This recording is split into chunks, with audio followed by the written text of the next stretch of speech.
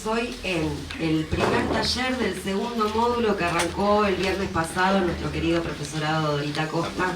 Y hoy nada más ni nada menos, como una especie de misticismo de la historia de este barrio, estamos haciendo este taller en un lugar muy especial, que es el Bachillerato Popular Alberto Chejolán. Un aplauso.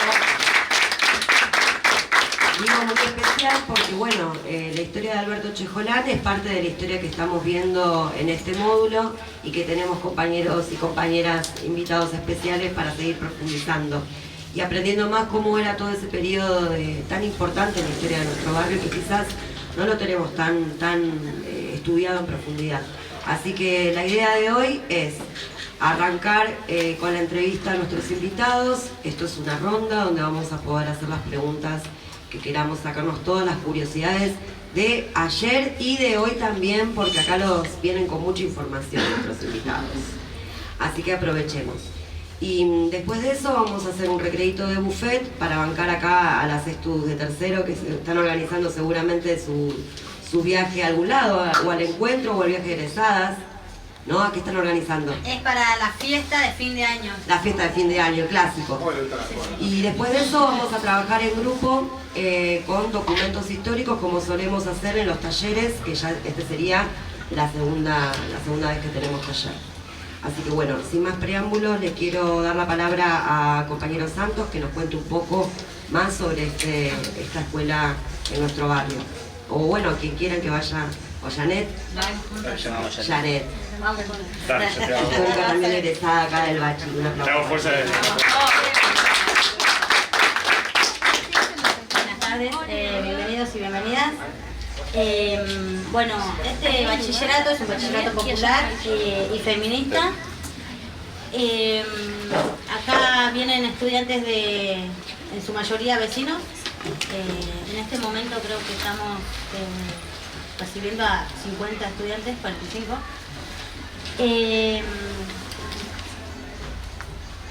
Y lo que acá, bueno, también funciona un espacio de cuidado donde vienen las madres o padres con sus hijos y pueden estar acá cuando están estudiando. El edificio es relativamente nuevo, lo tenemos hace 2 años. Antes esto era también funcionaba sigue funcionando como un espacio de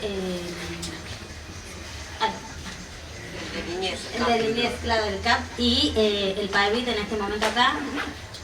La escuela, quería contar esto, que se luchó un montón para tener este edificio, que nos reconozcan como escuela, ¿no? En el año 2015, que fue así. Hace 15 años igualmente que funcionamos acá. Y bueno, no sé, Santo, ¿me querés completar? Sí. 15 años. No, nada, bueno, por ahí darle la bienvenida a todo el mundo, para por ahí sumar algunas cositas más de lo que dice Yane. Este es un proyecto que comenzaron también otras personas que hoy por ahí no están, pero es una idea muy hermosa pensar en que, bueno, hubo compañeras militantes en su momento que plantaron una semilla que después tomó otro grupo de personas y hoy en día lo estamos llevando adelante y también esperando y preparando a la gente que nos va a suceder en algún momento.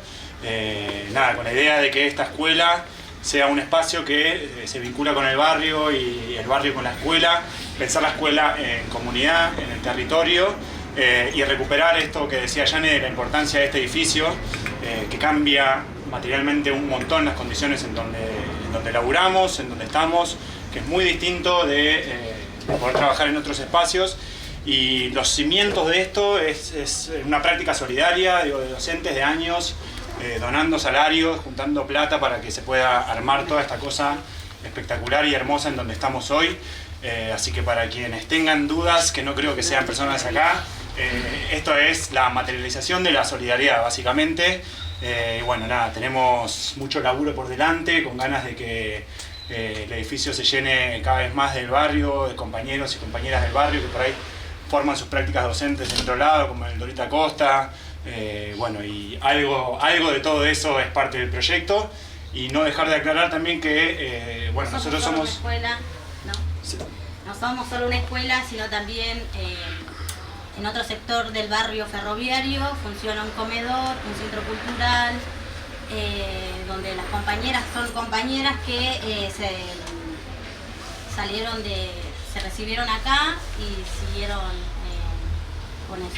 El comedor nace desde la necesidad había compañeras justo en uno de los años que estuve, donde había, bueno, ya sabemos, estaba en ese momento Macri, había una crisis terrible, como en estos momentos, y nada, no llegaban con la comida, se desmayaban, nos desmayábamos acá se desmayaban en el aula y desde ahí comenzamos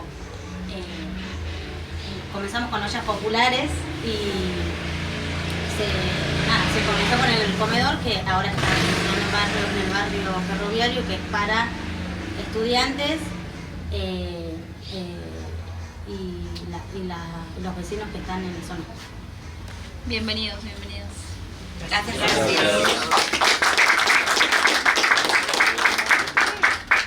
Bueno, y ahora sí, dale David, presenta los palos.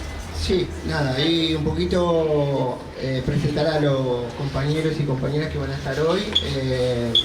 Ricardo es un compañero que no sé si lo conocen, pero lo presento, es el único sobreviviente del atentado del 11 de mayo de 1974 cuando lo matan a Carlos Mujica. Él estaba en ese momento y gracias a que él estuvo en ese momento y fue también gracias a Carlos que se dio, que primero pasó al quirófano y él después es el testigo fundamental que hace que Almirón, el asesino, sea reconocido y condenado, ¿no?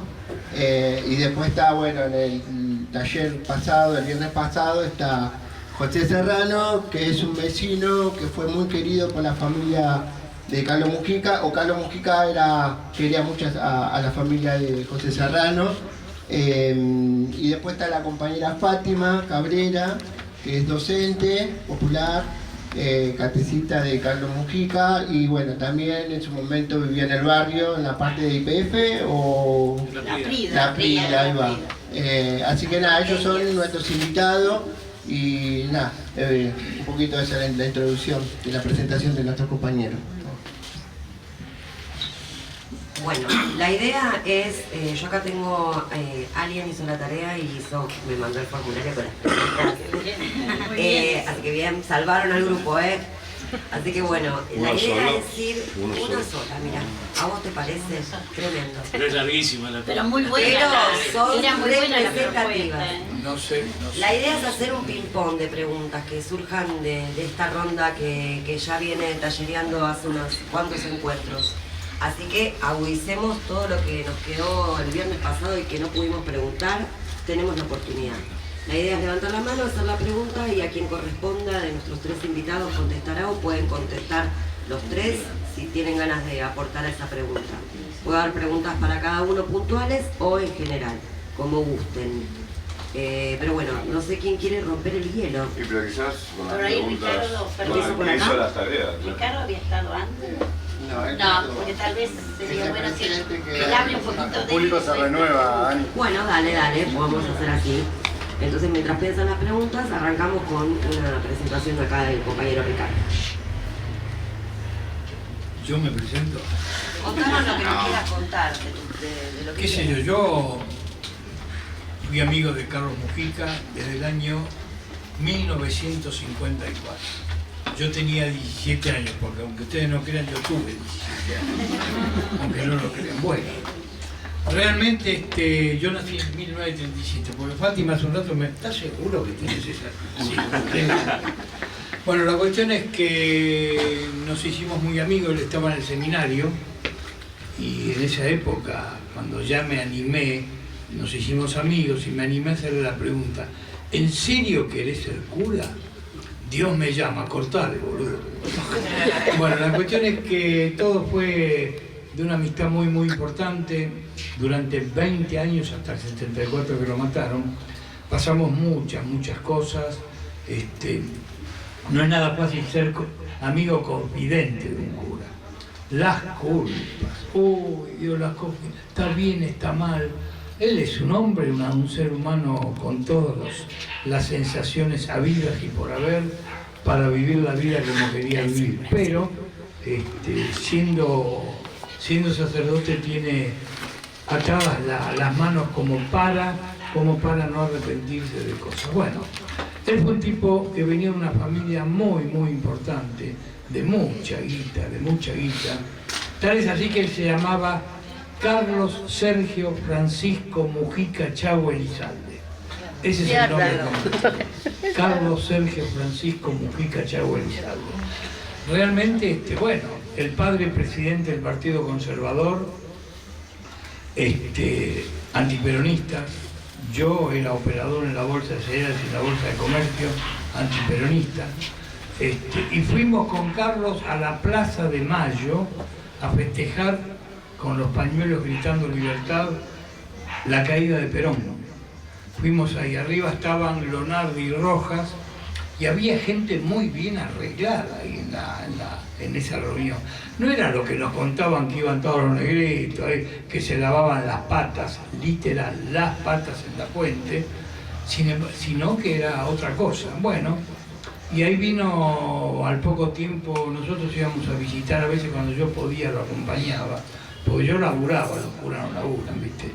Yo laburaba y lo acompañaba a un conventillo de la calle Catamarca,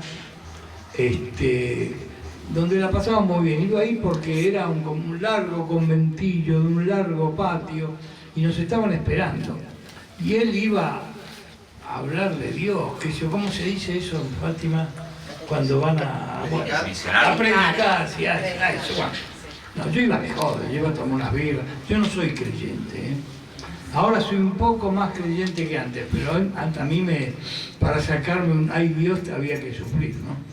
De todas maneras, yo iba ahí, la pasaba muy bien, pero después de la caída de Perón, fuimos a ese conventillo y había una quietud absoluta, muy oscuro, todo muy triste, no había gente en los patios. Y nos miramos con Carlos, ¿qué pasa? Empezamos a caminar y en una pared, con una luz mortecina, había escrito con tiza de escuela algo que decía así: sin Perón no hay patria ni Dios, abajo los cuervos por los curas, recordando el bombardeo de la plaza y del Cristo vence, ¿no? Que tenían los aviones marcados. Entonces, bueno, nos miramos ahí, ¿qué pasó? ¿No? Y si no, deben estar así porque saben que yo estoy en el seminario y la cuestión es que empezaron... perdón, ¿era como un mensaje para él? Sí, claro, abajo los cuervos, claro. O sea, pero porque él iba... No iba ningún otro cura, ¿quién iba a ir? Porque yo les recuerdo a ustedes que nosotros en aquella época no nos dábamos cuenta. Pero para esta gente, Perón era como el ángel de la guarda. Perón es el que le dio derecho, defensa. Perón fue algo que ellos era fundamental. Perón, el ángel de la guarda. Que me perdonen los cristianucci, ¿no? Pero esto es lo que yo pienso. De todas maneras, yo creo que ahí nos dimos cuenta, empezamos a hablarlo, están equivocados ellos, estamos equivocados nosotros, y nos dimos cuenta que estábamos equivocados nosotros. Ahí empezó la gran conversión hacia el peronismo. Es un largo trecho, nos quedamos dormidos. La cuestión es que creo que a partir de ahí empezó la gran transformación de Carlos, no solamente porque él ya estaba cerca, obviamente cerca de los pobres, todo eso, pero ahí lo confirmó mucho más que el estar cerca de los pobres era ser peronista. Eso era fundamental. Ahí viene la gran transformación mental de lo que era lo social y lo popular, ¿no? Que ahora se habla tanto de eso, pero bueno, estamos en otras épocas. Bueno,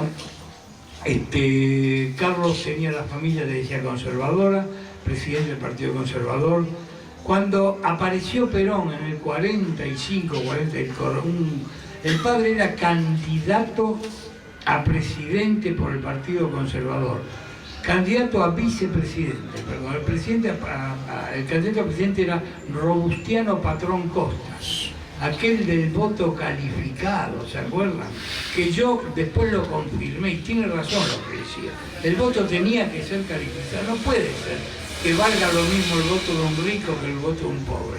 El pobre todos los días tiene que solucionar los problemas de su vida porque no sabe qué hacer. El rico tiene todo solucionado. Por ende, el voto de los pobres tenía que valer más que el voto de los ricos. Mucho.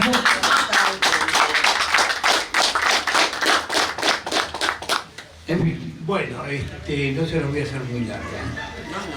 Cuando yo iba a cenar a la casa ahí en Heliove, ellos ya se habían mudado. Yo lo conocí en la curva aristocrática de la calle Arroyo, en el año 50 y algo.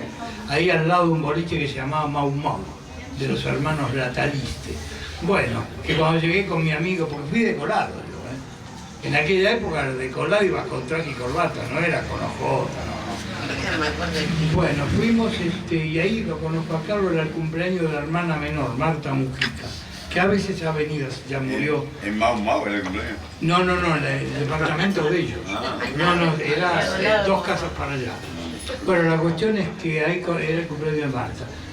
Yo a veces iba cuando se mudaron a Helios, porque el hermano de él, el gran rico de los Mujicas, Alejandro, era socio de Héctor Ricardo García y en negocios medios turbios con Neusta, pero tenía toda la guita, toda la guita. Fue el que construyó la capilla que está acá. Él puso la guita que yo iba todos los días. Hola Alejandro, ¿cómo andás? Y iba a Helios. ¿Qué haces Ricardo? ¿Cuánto hoy? Y bajaba con la guita.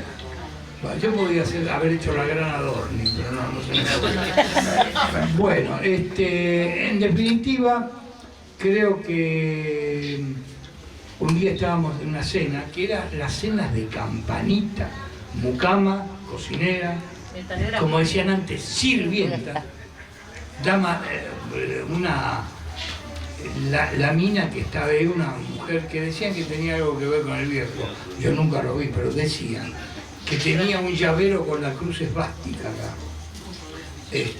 Bueno, la cuestión es que esta mujer, una vez terminamos la cena, hola compañero, tarde, el hormiguero viene tarde, bueno, la cuestión es que... Aviso parroquial. Bueno, la cuestión es que terminamos de la cena y fuimos al living, el padre con su habano, su whisky Andy Rock así, y estaban las elecciones, venían las elecciones de campo, la Solano Lima. Entonces nos dijo, ustedes, los peronistas, los radicales, los socialistas, los comunistas, hagan lo que quieran, cáganse trompadas ustedes, gasten guita, que ganen quien gane, los que mandamos somos nosotros. Clarísima la tenía. Estamos en 2026. Tenía razón, me parece. Tenía razón. Bueno, después de eso, Carlos en el año 68, yo le daba así salteado, se fue a hacer epistemiología, boludeces, ¿no? a Francia. Fue allá y estaba allá y justo pleno Mayo francés, apareció enseguida. Y la llamó a Lucía Cuyen y le dijo, venite para acá. Y dijo, ¿estás loco? ¿Cómo voy a ir? Yo creo que lo tenían arreglado eso, pero yo no me enteré. ¿Cómo voy a ir para allá? No tengo un mango. Andá a verlo hoy, no me acuerdo. ¿Cómo se llamaba el confesor de Vista? Sí, el cura. El cura, bueno. Andá a verlo, siempre me acuerdo, y no sé por qué lo me acuerdo. Bueno, andá a ver lo que él te va a dar la guita. Fue y se fue para allá. Bueno, yo no soy curalandia, no me pregunten qué pasó, qué fue, me importa. A mí nunca me importa. Jamás le pregunté, pero él con las culpas algo decía, pero yo no sé nada. Bueno, la cuestión es que se fueron a Puerta de Hierro a ver a Perón. Se fueron a Puerta de Hierro a ver a Perón y ahí los atendió. Entonces Lucía le preguntaron los nombres. Hija, ¿cómo dijiste que vos te llamabas? Lucía, Cuyen, mi general. Cuyen no es un apellido muy peronista, le dijo, que no la tenía clara en todo sentido. Bueno, el 11 de mayo se basaba... Otra chica de Recoleta, Lucía. Sí, vivía en Libertad y Libertador, en la esquina donde ella vivía. Tal es así que cruzábamos por ahí, a veces nos acompañaba el papá de él, cuando no estábamos con auto, y cruzábamos todas las vías del ferrocarril, y ahí atrás ya estaba, él vivía en Gelioves, que le llaman la isla, el lugar más paquete de la ciudad, ¿no? Que sigue siendo ahí donde Vidal compró un departamento con, no sé, un préstamo que le dieron igual que a Dorni, no más. No me conocí. Sí. La dueña del departamento. Sí. Le prestó la plata. Así que bueno, Las Heras y Pueyrredón, por ahí. la sede de Pueyrredón, ahí vivía, ahí era Gelioves, ahí vivía Carlos. Que ahí frente en el blasón nos reuníamos siempre. No, la acera se programa en la parte popular. Claro. No, hay que subir, para ir a la isla hay que subir. Cuando Están las subís. escaleras que se suben por varios lados. Ah, Por eso digo que frente, También está el Ministerio de Seguridad de la Nación. claro, ahí está en diagonal. la embajada inglesa. Sí, la embajada inglesa también. Bueno, definiendo, el 11 de mayo yo lo fui a buscar a Carlos, que nos íbamos a un asado a la casa de él, que era el cumpleaños de una compañera. Y bueno, yo abrí la puerta así para ver por dónde me va la misa, porque yo ni lo que una misa, ¿no? Es muy tediosa la misa, ¿viste? Siempre lo mismo, aparte, siempre el mismo libreto. Perdón, Fátima. Pero abrí la puerta para ver por dónde me daba la misa, cuánto teníamos que esperar, y atrás había dos personas en la última fila. Porque yo cuando llegué iba con una amiga que bajó para ir a la misa, que actualmente está desaparecida, de María del Carmen Artero. Y bueno, ella entró, Cristianucci, como ella solo, ¡pum!, a misa, ¿no? Yo que abrí la puerta para ver por dónde andaba, atrás había dos personas, y una de ellas miró, que estaba aparentemente mirando quién abría la puerta, y nos cruzamos la mirada, nos conocíamos. Bueno, me fui, volví a mi auto, bueno, terminó la misa, lo fuimos a buscar porque él tenía una reunión con familias que parejas que se estaban por casar. ¿Y qué le va a explicar a la pareja? Ya saben, la pareja ya sabe lo que hay que hacer. Bueno, la cuestión es que salió, y cuando salió, yo estaba ya esperando ahí. La gente siempre iba y la mujer, ¿viste? Lo tocaba, yo, porque eran tipos muy pintón. Yo ligué algunos rebotes del cura. Yo ligué. No, cuando rebotaba, ¿no? Sí. Por eso estabas ahí. Ahí estaba atento. Por eso era el mejor amigo.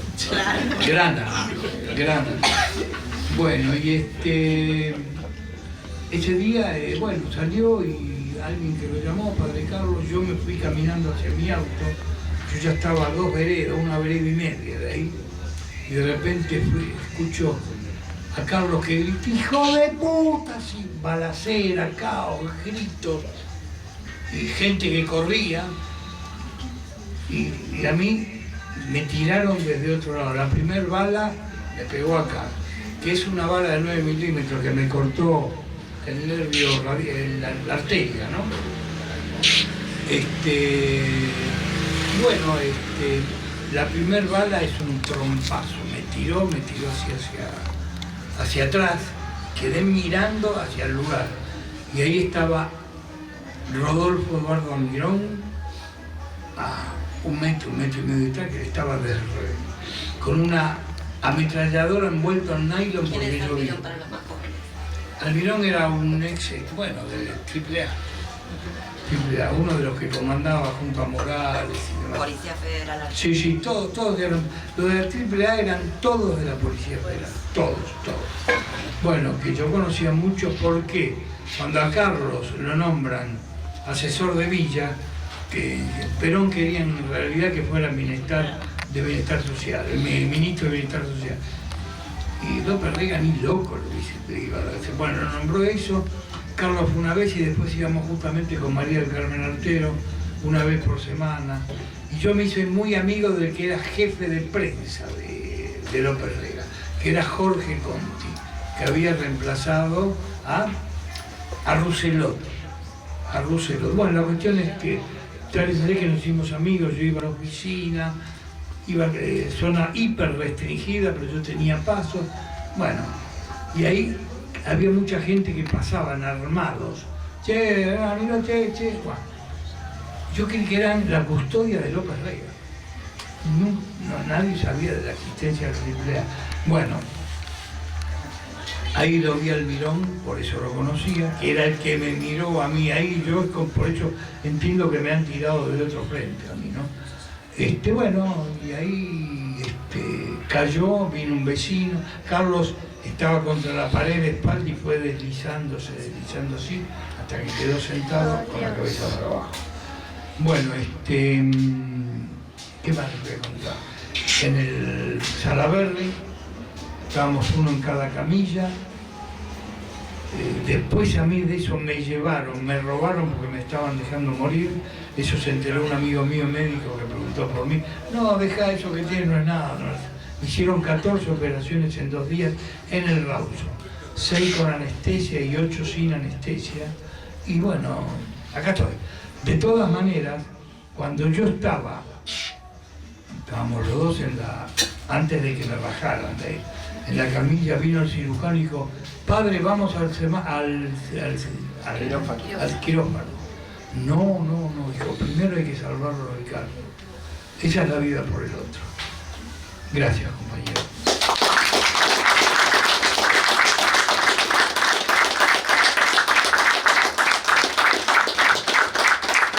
Bueno, para Ricardo tengo una pregunta acá que viene muy a cuento de su relato. Te la debo, dijo Macri.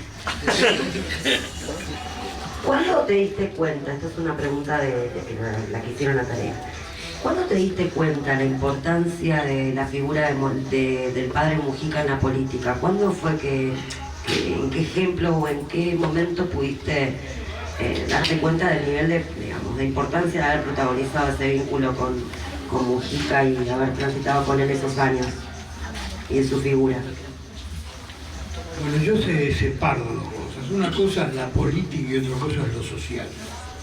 Entonces, Carlos fue alguien que cuando fue la gran conversión, cuando empezó a laburar, cuando hicieron la capilla, porque él se fue cuando volvió del Mayo francés, resulta que hubo un cura que estaba con los milicos que le había afanado la capilla, un tal Triviña, ¿se acuerdan? Que fue un capellán. Un capellán, por eso, a capellán creo que de la policía, era un de los milicos. Bueno, así que él se quedó, y Cayano, que era en aquella época el cardenal, autorizó que sí quería que se hiciera una capilla, así que fue a ver al hermano y el hermano le bancó la capilla, esa que está acá.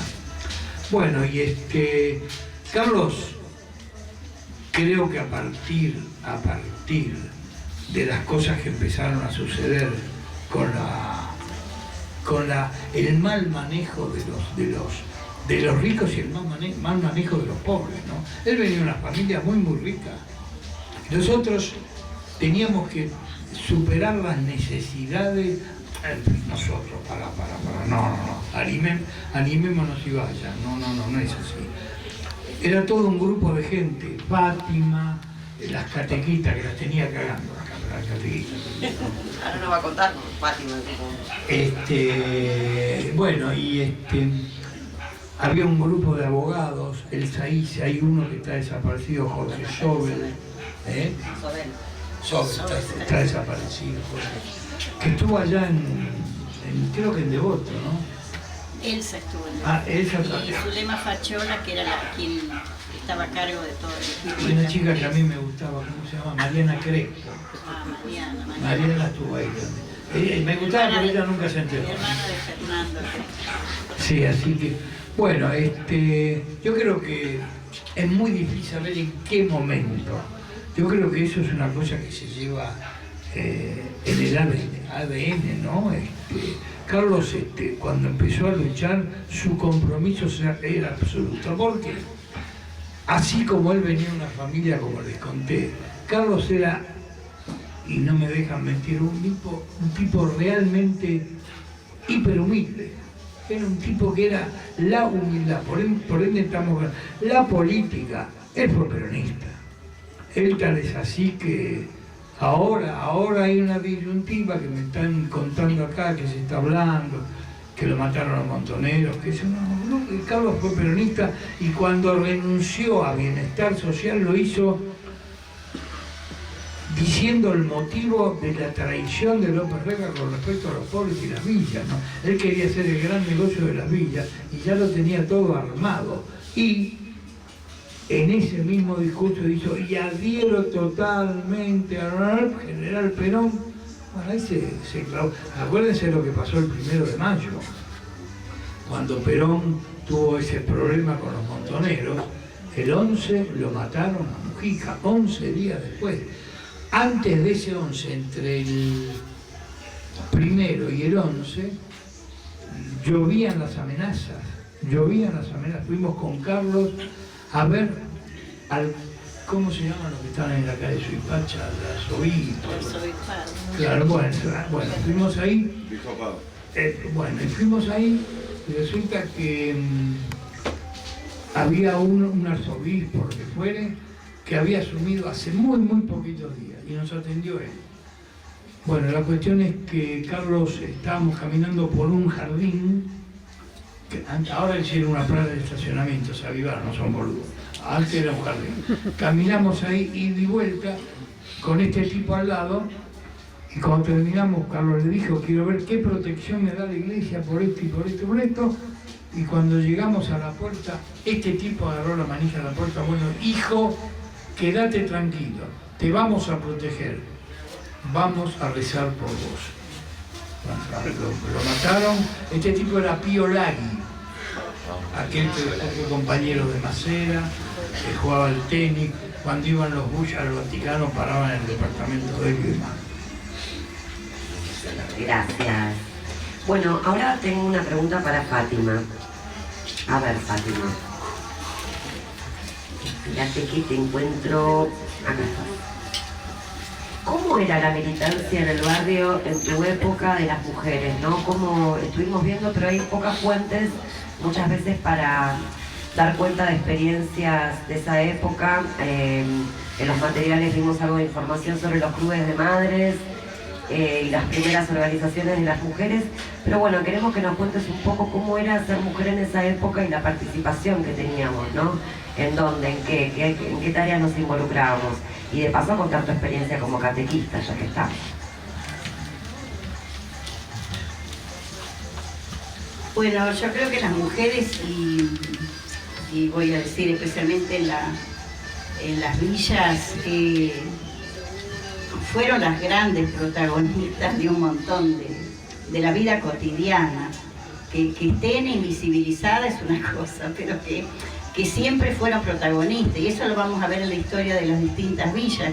¿Quiénes son las que salen primero a poner la olla popular, que se llamaba así en ese tiempo? O incluso ante luchas obreras, las que salen son las mujeres, familiares. Y acá eso era lo cotidiano. Por supuesto, en esa época, bueno, hoy en la actualidad también, pero en esa época era peor, siempre los dirigentes, aún de las comisiones vecinales, la mayoría eran hombres. O sea, y grandes dirigentes, pero eran hombres. Pero eso no quería decir que no hubiera participación de las mujeres. Al contrario, en los grupos en el grupo de catequesis la mayoría éramos mujeres. Creo que había un varón en un momento que fue el compañero de la negra, ¿no? Alemán. Pero que está desaparecido, un compañero. Pero el resto éramos todas mujeres. Después, en lo personal, mi mamá crió 5 hijos porque ella se separa después somos de Tucumán y entonces vinimos después de todo lo que fue el cierre de los ingenios. Entonces, En esa, mi abuela tenía una casa abierta, que ahí es donde venía Carlos, con Lucía Cuyen y bueno, y todos los que venían en esa época. Y después yo cuando empiezo a militar, que realmente empiezo a militar recién el 20 de junio, en la vuelta de Perón, en una vigilia que se hace en la capilla. Yo hasta ahí era catequista, a los 13 años empecé con el grupo de catequesis, era el lugar. Pero el 20 de junio se hace una vigilia para esperar a la vuelta de Perón, lo que pensábamos que iba a ser una gran fiesta popular, lamentablemente no fue así. Y entonces teníamos que esperar a que después vinieran los micros a la madrugada, micros que no teníamos. Nosotros íbamos a llegar a Ezeiza y nadie pensaba cómo. El tema es que íbamos a llegar. Y ahí, lo voy a mencionar hoy, Galleta, que fue mi primer compañero, junto con otros compañeros que ya eran de la juventud peronista en Saldías. Ellos fueron a las terminales, porque acá en Retiro había distintas terminales de ómnibus, varias, desde Palermo hasta acá. Entonces fueron a las terminales, nosotros decimos que los fueron a invitar, pero en realidad los muchachos del barrio lo que hicieron, claro, sí, fueron varios del barrio, y él dijo, bueno, yo voy a ir a buscar, vamos a ir a buscar a los colectivos. Nosotros pensábamos muy ingenuamente que los colectivos venían para llevarnos. Por supuesto, fueron a las distintas terminales y vinieron como 15 colectivos, que por supuesto los compañeros lo apretaron, no es que fueron y dijeron, tienen que venir con nosotros. Después había algunos que se plegaron y que decían que también eran peronistas los choferes, pero bueno, así fue como que salió realmente una gran caravana de Retiro. Ahí empieza mi militancia, digamos, como digo, propiamente. Eso no quería decir que yo no conocía el peronismo, porque ya, como les dije la vez pasada, venía de mis abuelos y ya de Tucumán. Entonces no es algo que para mí era un desconocimiento, al contrario. Incluso Carlos, cuando visitaba la casa, que también venía a comer empanadas, porque él acostumbraba a ir a varias familias después del domingo, y siempre llegaba con quien llegara, siempre las casas estaban abiertas. Él hablaba del peronismo, de fútbol, porque mis tíos eran de Racing, algunos, otros de Independiente, pero eran las charlas que había todo el tiempo, ¿no? Racing, sí. Y después, bueno, después en toda mi vida, por supuesto, seguí firmemente creyendo en la fuerza que tenemos las mujeres y siempre, digamos, uno disputando ese lugar, ¿no? Que siempre somos invisibilizadas, pero en los diferentes lugares que me tocó, en la educación, en los diferentes ámbitos religiosos, ecuménicos, donde sea, es un lugar de lucha también. Perdón, lo que decías recién. Estaba pensando, había mucha militancia femenina, muchísima militancia, muchísima participación, y estaba pensando, cada calle tenía su presidente y ninguna mujer. Sí, tenía. Bueno, pero en otros tiempos ahora hay un montón. Está bien, ¿para qué contaminar? Bueno, José, ahora te vamos a hacer pregunta a vos, para seguir el hilo. Bueno, queremos que nos cuentes, queremos seguir hablando de cómo era la militancia en el barrio en esas épocas, y cómo era el barrio también. Cómo era ser un niño, ir a la escuela, qué escuelas iban, después joven, si te juntabas con otros jóvenes. ¿Qué nos puedes contar de tu experiencia como niño y joven en el barrio en esos tiempos? Bueno, yo vi mucho de política y me gustó desde que era muy chico la política, porque en mi casa se respiraba política. Mi viejo era militante peronista, se vino después del golpe, se vino de Tucumán porque lo perseguían y bueno, él tenía clase media de Tucumán y tenía un buen pasar y por la persecución política se tuvo que venir. Y llegamos a, bueno, esto me cuentan, pues yo no había nacido todavía, a Avellaneda, y en el año 66, cuando yo ya tenía 4 años, llegamos al barrio acá. Bueno, después mi viejo entabló una muy buena relación con Carlos Mujica y bueno, y era frecuente, era todos los días, y encima, bueno, como la cercanía que teníamos de la capilla era como 70 metros, una cosa así, cada vez que lo iban a visitar, bueno, se hacían las reuniones ahí. Yo a veces escuchaba, a veces, pero me entusiasmaba mucho. Mi hermana Zulema, establecida ya, que militaba y participaba con Fátima también, bueno, ella fue militante de la Juventud Peronista, y me acuerdo, yo tiene fotos de Lombriz, un compañero, un amigo, cuando fue lo de agronomía. Claro, iba en el campamento de agronomía, que fuimos, el campamento de juvenil, sí, y bueno, lo organizó Montonero, que bueno, a mí fue muy emocionante, muy lindo y muy... ¿Agronomía acá en Capital? Sí. Sí, se hizo, lo hizo la agrupación Evita, la Juventud Peronista. Era un gran campamento que se llevaba a los chicos y adolescentes, y nosotros éramos los líderes, los niños y adolescentes. Y yo me acuerdo que yo era tan chica. Ondina, que era más grande, claro, porque acá los que éramos más chicos siempre era el tema de los permisos, en este caso de mi mamá. Mi mamá me fue a buscar porque yo no aparecí durante todo un día. Y al otro día, el domingo, fue a buscarme y por supuesto me trajo, pero yo ya había pasado día y medio. ¿Y qué hacían en los campamentos? No, se organizaban, era hermoso. Sí, bueno, juegos y más que nada, bueno, se hablaba de militancia y bueno, sí, pero de una forma más lúdica, digamos, porque claro, éramos chicos. ¿Y en agronomía por qué? Todavía en agronomía. Y por el lugar, el espacio físico, se armaron carpas. Estaba la justamente. Sí, había otros militantes de otros, digamos. Y bueno, así que de chico yo mamé la militancia y el peronismo, y bueno, había mucha gente que fue, me acuerdo que yo la otra vez dije, la gente esta del programa Cosas Juzgadas, que llené, Marina Ross, todo el clan Steve, que decían, bueno, iban siempre, así que las reuniones eran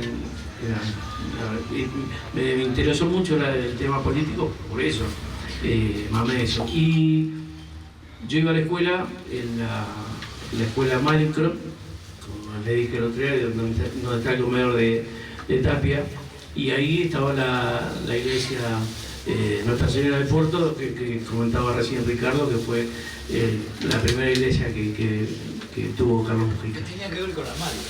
Claro, porque sí, él era viene la madre, como a través de la madre. De las hermanas Después Estrada. viaja en el 68 y ahí se había transformado. Bueno, y cuando un día yo estaba en un acto de la escuela, yo nunca me gustó el baile, todavía no me gusta el baile, pero había una chica que bailaba folclore y yo estaba enamorado de la piba, así que yo bailaba también, me anotaba para bailar. Y un día estábamos en un acto patrio. No, un acto patrio era, no sé si... ¿Te salían los pasos? Crack. El chúcaro, y bueno, y estábamos bailando ahí en el patio, y entra corriendo una señora y dice, vino Perón al barrio. Ay, yo ahí quedé, y bueno, y quedamos la piba y yo nada más bailando, se fue hasta la directora. La directora entró a correr adelante, nos dejaron en banda, nosotros quedamos, y bueno, vamos, y nos vinimos para la calle de José Ingeniero. Carlos estaba en Mar del Plata. Claro, no estaba. Lo recibió el Pichi Martínez, y estaba con un par de tiritas encima el Pichi. Y bueno, así que lo vimos a Perón, era una emoción terrible ver al líder Entonces, no nos... siendo chicos no estábamos al margen del tema político porque era permanente, era muy política la villa. El barrio era muy político y la participación de la gente era impresionante. La organización de la gente era impresionante. Y como decía Fátima el otro día, la figura Mujica, pero después alrededor de Mujica había muchos compañeros que lo sostenían y que lo llegaron a acompañar para que sea lo que es hoy Mujica. Hoy en el mundo se conoce el trabajo de Mujica, pero hubo compañeros que también perdieron la vida, que fueron desaparecidos y muertos por el tema de hacer esto, porque cuando un pobre es visibilizado y bueno, y desde la política se le da, aparentemente se le quita mucho al rico, y el rico nos ve como enemigo, nos ve como el enemigo fácil. Nosotros siempre tenemos, a Perón nunca le perdonaron el hecho de que consiga los derechos laborales, porque la patronal, bueno, sintió como que le metían la mano en el bolsillo, ¿no? Entonces nunca perdonaron a los pobres. Hoy este gobierno nos demuestra eso, nos odian, si pueden, ellos nosotros como peronistas queremos terminar con la pobreza. Bueno, esta gente, la derecha, quiere terminar con los pobres, no hay otra forma de verlo. Así que, bueno, eso sentí eso, la militancia de chiquito. Bueno,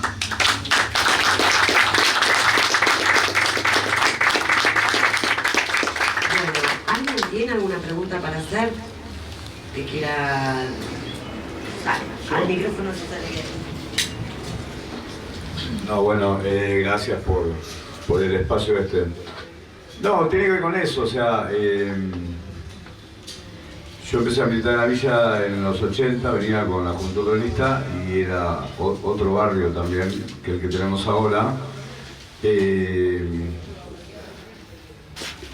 ¿Cómo se hace? Porque hoy la gente cuesta tremendo que participe, que se comprometa. El virus del individualismo, del capitalismo, entró por todos lados.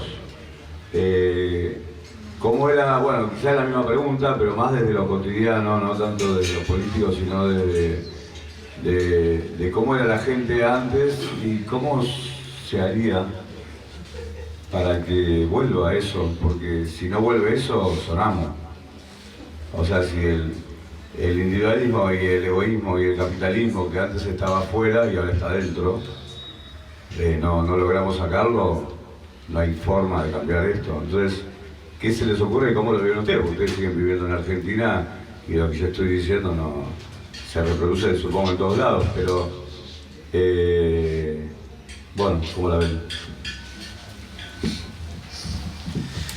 Bueno, antes los gobiernos, la derecha, llegaba al poder a través de golpes militares. Hoy la derecha llega al poder con el voto popular. Trabajadores, porque acá en el barrio votaron a Milei. Hay mucha gente que votó a Milei y lo sigue votando a Milei. Yo vivo en el barrio de La Boca, un barrio humilde también, y también tenemos votos y defensores de estos gobiernos de derecha. El hecho de que si yo no estoy tan bien es porque aquel pobre me está sacando lo que yo tengo. El enemigo es el pobre. Y acá me parece que este gobierno le sacó la careta un montón. Gente que trabajaba, mi vieja laburaba en casa de familia. Y qué sé yo, de un momento que decía, mira, te voy a dar las zapatillas estas para tu hijo, que ya están gastaditas, pero le va a servir. Bueno, y mi vieja contenta venía con el par de zapatillas o con el pantalón, con el parche que ya no usaban los hijos, entre tirarlo y dárselo a ella, que sea feliz con lo poco que le doy. Entonces, che, ¿sabes que este mueble ya no me sirve más? ¿Querés llevar? Bueno, listo. Empezó a cambiar la cabeza de la gente también cuando esa empleada doméstica que recibía todas las obras de la patrona, llegó con unas zapatillas de marca. No, mirá la negrita esta. Cuando empezó, porque la verdad con Néstor y Cristina me parece que recuperamos la dignidad. El trabajo no solo te da dignidad, el sueldo te da dignidad. Porque si trabajás 15 horas y estás lejos de tu familia y no te alcanza para comer, eso no es digno. Entonces, el sueldo, un buen sueldo te da la dignidad. Cuando empezaron a llegar los empleados, o que comenta el empleado, ¿sabes que me compré un televisor como ese? Este hijo de puta. Empieza a molestarle el bienestar del que menos tiene. Entonces el cambio de mentalidad a través de, no sé, no quiero culpar a nadie, yo creo que hay un tipo que hoy muy poca gente se recuerda, pero Durán Barba creo que es el tipo que con el segundo mandato de Cristina le lavó la cabeza a todo el mundo. Y desde los medios también veíamos todas las noches a La Nata, todos los domingos a la noche, y después se reproducía en semana diciendo mentiras y llenando de odio a la gente. Hoy la gente puede votar a un lunático como este que tenemos el presidente solamente por odio, porque no tiene lógica. Es muy difícil. Antes nosotros no teníamos televisor. Antes nosotros sabíamos cuáles eran nuestros problemas y cómo solucionarlos. Y de la única forma que podíamos los pobres era juntándonos, organizándonos. Hoy es el individualismo, como dijiste vos, lo que nos está llevando puesto a todos, lamentablemente. Por supuesto, esto agregué los tres. Yo recuerdo cuando íbamos por el camino al costado acá de la villa, ¿se acuerdan las antenas de televisión? Iban en los autos, mirá estos, tienen hambre y están todos con televisor. Con DirecTV. Y Carlos decía, lo mínimo que puede tener un habitante acá es el televisor. Y lo segundo que quería, algo que decía recién el Cuervito, ahora está pasando todo lo que está pasando porque también somos un poco culpables nosotros, ¿no? Acá no hay oposición, ¿no? Acá están haciendo lo que se le canta a las bolas porque no hay oposición. Estamos enfrentados por los egos, ahora le ponen todo titulejo, las cajas, qué sé yo, pero estamos enfrentados a muerte, es a muerte. De esta manera tenemos a Milei hasta el 2031. No va el odio es terrible. Han hecho una regulación del odio que hacen lo que quieren ellos.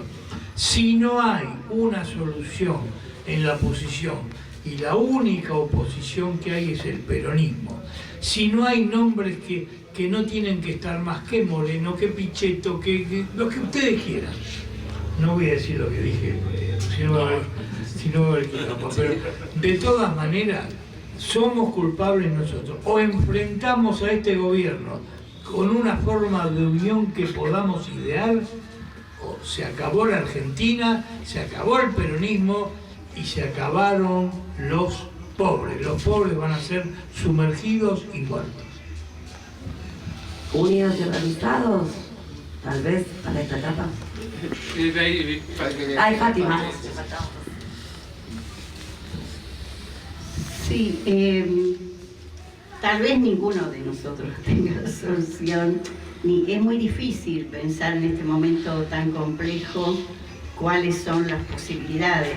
Una, por supuesto, que es la unión, no cualquier unión, yo creo que también no es juntada, y eso puede ser muy peligroso porque nos puede llevar a otro fracaso nuevamente. Pero sí, yo el otro día les decía que yo sigo creyendo, tal vez porque uno ya ha pasado demasiadas cosas y cuestiones de ir perdiendo siempre, lamentablemente, ¿no? Desde que vine de Tucumán salimos perdiendo porque nos cerraban los ingenios y cuántos tuvieron que salir y con el desarraigo encima y perder parte de su identidad y venir a empezar de cero. Bueno, después toda la lucha acá, que los otros días Eva decía que tenía que ver con las necesidades, pero yo creo que también acá en las villas y especialmente en los barrios populares hay una cuestión cultural que tiene que ver con nuestra cultura de nuestros ancestros, ¿no? Vos lo decías. Y eso tiene que ver con la comunidad. Comunidad, sí, sí. O sea que eso se lleva como una identidad, que se lleva donde sea, ¿eh? Lo vamos a hacer donde nos lleven. Yo misma, nosotros lo llevamos hasta la cárcel, cuando estuvimos secuestradas y después presas, y nos concentraron a 1.400 mujeres en la cárcel de Devoto. Me parece que hay una cuestión, ahí estábamos de todo el país, y hay una cuestión identitaria muy fuerte que es la comunidad. Que yo creo que en definitiva a nosotros nos puede salvar la comunidad. Sigo pensando en eso, en esa patria grande que por algo siempre la soñamos de esa manera. No hay otra manera de ver la humanidad. Y por más que haya habido otras formas y que muchas veces hasta creímos que la revolución la teníamos ahí, vemos que es un mundo que cada vez bueno, van ganando los mercados. Nosotros decimos siempre, por ahí los cristianuches, como dicen, hay un proyecto de vida y hay un proyecto de muerte. El proyecto de la vida es lo nuestro, la comunidad, estos espacios, este bachillerato, Dorita Costa como los otros días, que la verdad que les digo, celebro que también vayamos por los espacios comunitarios y educativos. Hubo un Pablo Freire que habló y que es nuestro pedagogo latinoamericano por excelencia, donde él dijo, si no tenemos una conciencia crítica y no abrimos esa conciencia, olvidémonos. Él mismo hizo toda una conversión en su propia vida cuando empieza a escuchar a los campesinos. La educación es una disputa permanente, la cultura también. Bueno, ni hablar de la tierra, y por eso también la lucha que tuvimos dentro de todo lo que fue el movimiento villero peronista con la vivienda y la que se sigue teniendo. Fíjense en esta ley de estos días, que entre medio de que nos querían distraer y que nos siguen distrayendo con un montón de cosas, es una ley que atenta totalmente a la tierra, a tener una vivienda digna. O sea, ese mercado que se nos viene encima, que es el imperio nuevamente. Nosotros en esa época, me acuerdo, hablábamos del imperialismo y lo hablábamos pendejos, porque acá hablábamos del imperialismo, Carlos nos hablaba del imperialismo, y Carlos también nos abría la cabeza en las misas, y nosotros, me acuerdo que en la catequesis, cuando yo empecé a meterme en el equipo de catequesis, su lema cuando nos empezó a explicar, y teníamos antes de la catequesis toda la mañana, nos formábamos para eso, teníamos reuniones de catequistas y a la tarde dábamos la catequesis. Incluso me acuerdo que yo salía de la villa, íbamos a otra casa de otra compañera que no vivía acá, se reunía todo el equipo y después veníamos, y se hacía con la metodología de Freire. Yo empecé utilizando la metodología de Paulo Freire antes de ser después educadora, muchísimo antes, a los 13 años.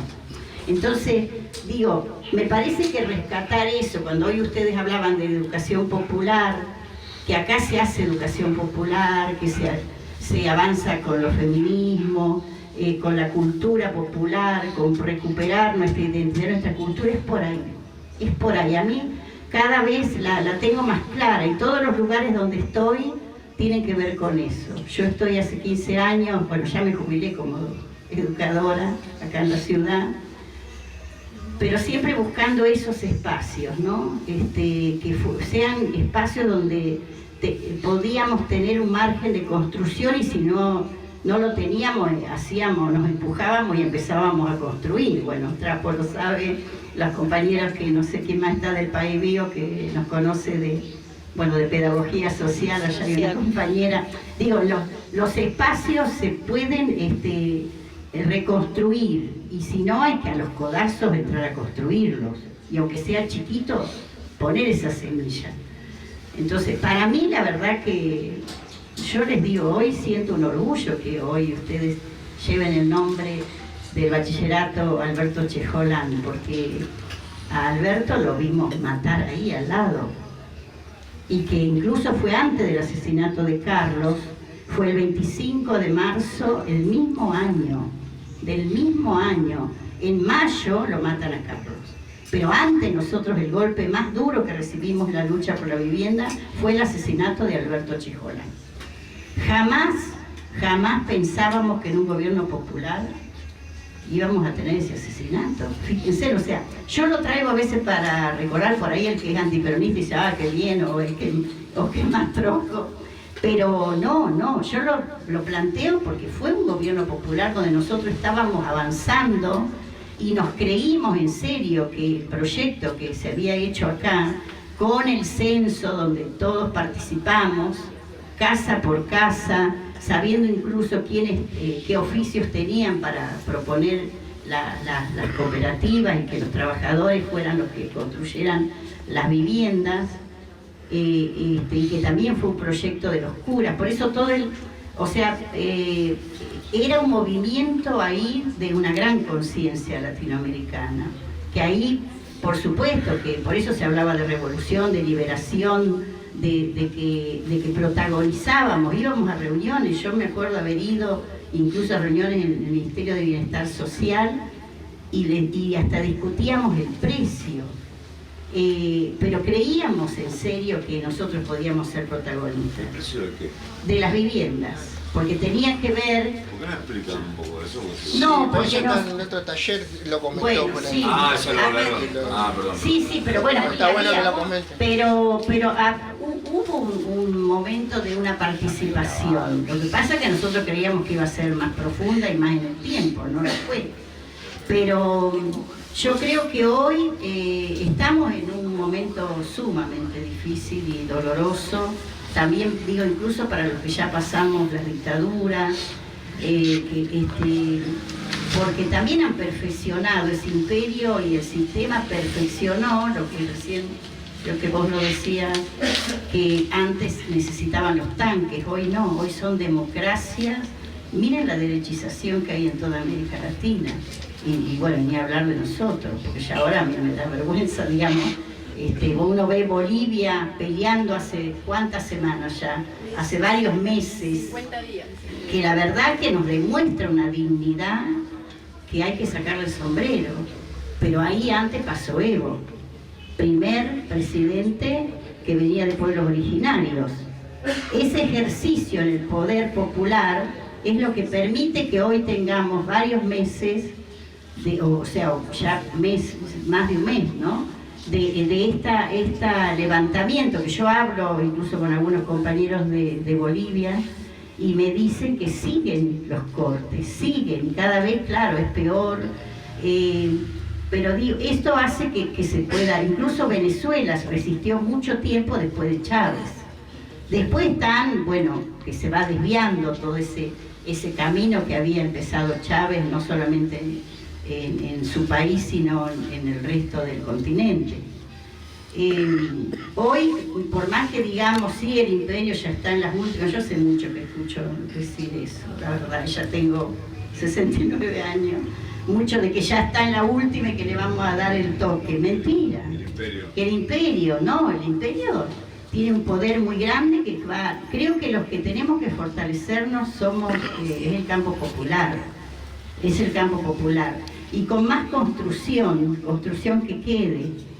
Por eso les digo, yo cuando veo realmente aquí en Retiro y en otros lados también, las construcciones que se hicieron a nivel educativo, comunitario, que continúan, bueno, eso porque hay que sostener también esos lugares. Y que hoy puedan estar todos esos espacios, bueno, hay que seguir construyendo por ahí, porque es lo más básico que a nosotros nos puede afianzar. Si no, perdemos, nos fragmentan más rápido y también nos sacan las ganas de luchar, ¿no? Pero a mí me fortalecen los espacios de construcción. Si no tengo eso, sí creo que nos termina. Gracias.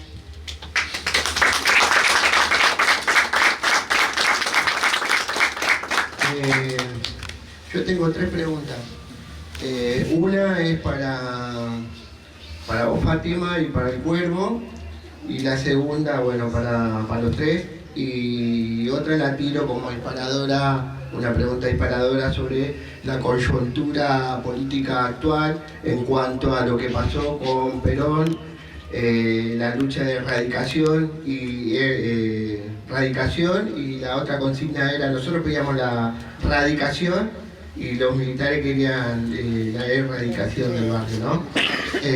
Bueno, la primera pregunta es, ¿qué significó vivir en el barrio para sus padres? Tanto para vos, Fátima, como para vos, Cuervo, ¿qué significó en ese momento que sus padres tengan que erradicarse de las provincias y venir al barrio, ¿no? Si bien vos dijiste que venían de la provincia de Tucumán por el tema de la azucarera, no me sale el nombre, los ingenios. Ahí va, gracias. La segunda pregunta, sí, los ingenios, gracias, Carmen. Y la segunda pregunta es para los tres y para cualquiera que estemos acá, es si creemos que se perdió la batalla cultural. Y la última es sobre, también la hago como disparadora, es en el segundo mandato del kirchnerismo-peronismo, hubo una coyuntura en el barrio sobre que nosotros pedíamos, los vecinos pedíamos la escritura en el barrio. Muchos de los vecinos pedíamos la escritura. En ese momento estábamos trabajando la ley, ¿cómo? La 3343, que fue la primera que empezamos a trabajar junto con la FADU, bueno, Julián ahí también, y muchos vecinos y compañeros y profesionales y militantes que venían al barrio. En ese momento nosotros pedíamos la escritura, los vecinos pedían la escritura acá en el barrio, y también nos sentimos, por decirlo de alguna manera, como defraudados, porque en principio era como el huevo y la gallina, ¿viste? El huevo y la gallina, así. Porque de un lado decían, si nosotros les entregamos las escrituras a los vecinos, lo que va a hacer, el gobierno va a empezar a comprar esa escritura y va a erradicar a los vecinos. Era un poco como subestimar a los vecinos, ¿no? Porque uno si vive acá es porque quiere el lugar, formó su familia, etc. Y lo mismo pasó cuando ustedes estaban peleando para que vuelva Perón y peleaban por la erradicación, y cuando Perón termina diciendo no acompaña la erradicación definitiva del barrio. Esas tres preguntas. No sé quién quiere empezar primero.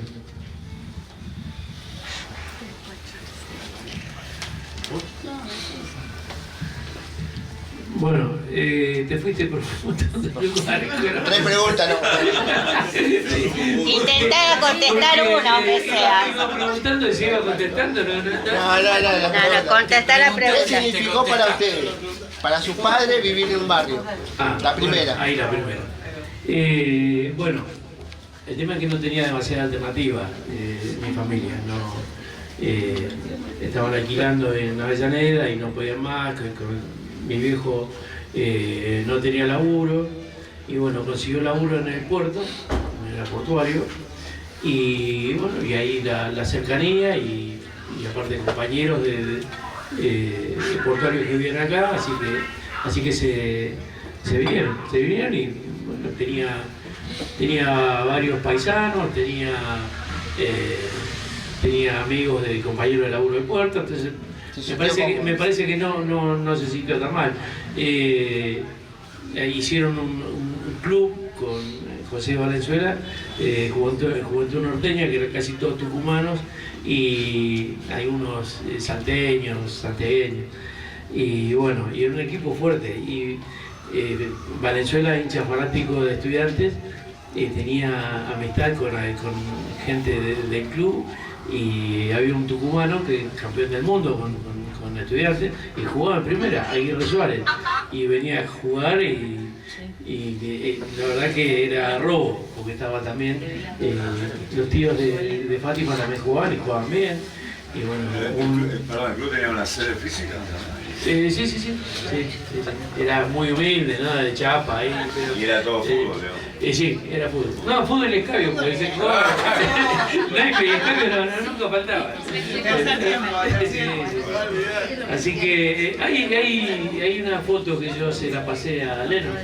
Se la pasé a Leno, que está mi viejo, el loco Luis, que era un tucumano que trabajaba en el puerto, pero vivía en la isla Maciel y jugaba. Y Cancino, creo que se llamaba el otro hombre que está ahí en la foto. Bueno, ahí de lo que era el club, era muy precario. ¿La cancha era la misma que tenemos ahora? La cancha era de atrás de la capilla. Ahí se jugaba. Había una cancha. ¿Atrás de la capilla había una cancha? Sí, era una cancha. Está la Yela. Sí, está la estación de servicio de la Yela. No. Sí, Sí, pero bueno, no sé, no Atrás llegó. de la capilla había la cancha era atrás de la capilla. Justo, y bueno, después había otra cancha que estaba acá, la cancha de los marineros, que era, sería frente al correo, así cruzando la autopista. Ahí estaba la cancha de marineros, que ahí se hizo el campeonato de Vita. Salimos campeones. Se organizó por calle. La calle donde yo vivía, Ferroviario, se llamaba la calle, y bueno, salimos campeones. Del Ferroviario y teníamos camiseta de ferro. Y bueno, eso. ¿Esa es la primera pregunta? No, la verdad que sí, muy bien. Lo único que la pasamos mal cuando fue la huelga del puerto, que la pasamos bastante mal. En esa época se respetó mucho el tema de los trabajadores portuarios, respetaron la huelga esa. Y el que no la respetaba también cayeron bastantes carneros, como le decían, caían al agua porque los tiraban. Y nosotros, no, un poco más, 66, 67 fue. Bueno, y nosotros se hacía el IPF, se hacía la olla popular de los portuarios y nosotros veníamos. Después mi viejo empezó a hacer changa de basurero, ¿viste? De lo que sea, porque había que llevar el peso. Éramos cuatro hermanos y mi vieja. Y bueno, durante ese tiempo de la huelga, mi viejo la peleó de esa forma, hasta que retomaron las actividades. Bueno, yo un poco de lo actual dije, ¿no? Pero sí quería señalar lo de la huelga del 66, porque mis tíos también eran estibadores, que por eso tenía una gran amistad con el papá del Cuervo. Con los Uñates, claro. Y ellos ya habían conocido a Carlos, porque nosotros llegamos en el 66, pero antes, cuando estaba en Nuestra Señora del Puerto, antes de viajar en el 68. Bueno, esa huelga fue muy importante, el apoyo de la villa, porque piensen que los portuarios eran de todos lados, pero el hecho de que las ranchadas estuvieran ahí y ya la villa fue sumamente importante. Yo me acuerdo cuando venían y hablaban y venían portuarios y pasaban por las casas. Fue una huelga que bueno, a nivel nacional fue de una gran trascendencia, digamos. No sé, las preguntas, no sé qué me faltaría de lo que... La otra es si se perdió la batalla cultural. Ah, sí. Yo creo que... Yo sigo creyendo que por más que... Bueno, después de la dictadura, ¿no? Que es lo que uno ahí siente que bueno, se pierde no solamente los 30.000 compañeros desaparecidos, sino que a nivel territorial se sufre mucho en lo que fueron los traslados de las villas, las distintas erradicaciones, que algunas fueron no solamente compulsivas, sino que se los llevaba a cualquier lado. Por ejemplo, la villa de Soldati, hubo partes de distintos lugares de la ciudad. Y de una fragmentación muy grande que nosotros incluso como movimiento de villas ahí la sentimos. Nosotros tuvimos compañeros, por ejemplo, hay una compañera acá del barrio IPF que son los que tuvieron la primera unidad básica, que alguna vez me gustaría que cuando ella venga por ahí les pueda dar una charla. Ella viene cada tanto porque vive en Córdoba, que es Gladys.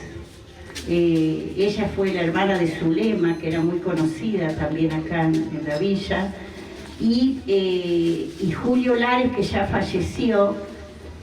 Lo traigo a Julio porque Julio Lares, un grande poeta santiagueño, era un poeta. Yo incluso quiero ver si recupero, porque algún poema habrá quedado en mi casa, pero estas cosas de poder recuperar algo de Julio. Cantaba también, bueno, un poeta, y cómo cocinaba, sí. Él después vivió muchos años en la villa de Barracas, y ahí se logra insertar con compañeros también dirigentes de ahí.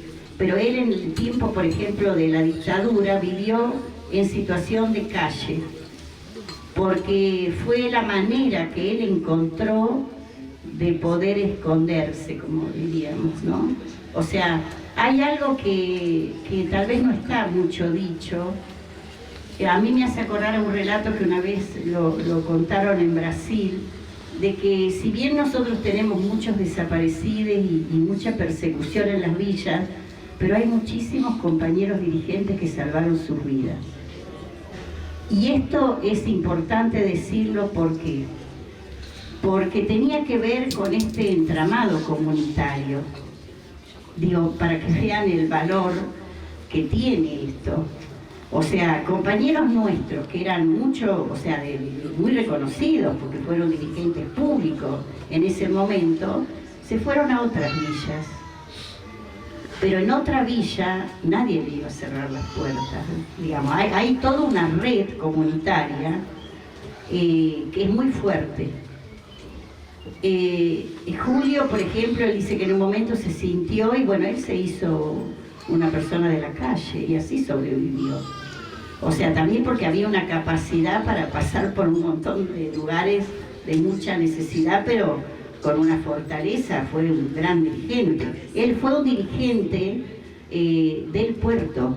En la huelga del 66 fue un gran dirigente, Julio, que está muy poco rescatado, ¿ves? Y acá fue, para nosotros era un maestro, la verdad, hablaba Julio y nos quedábamos.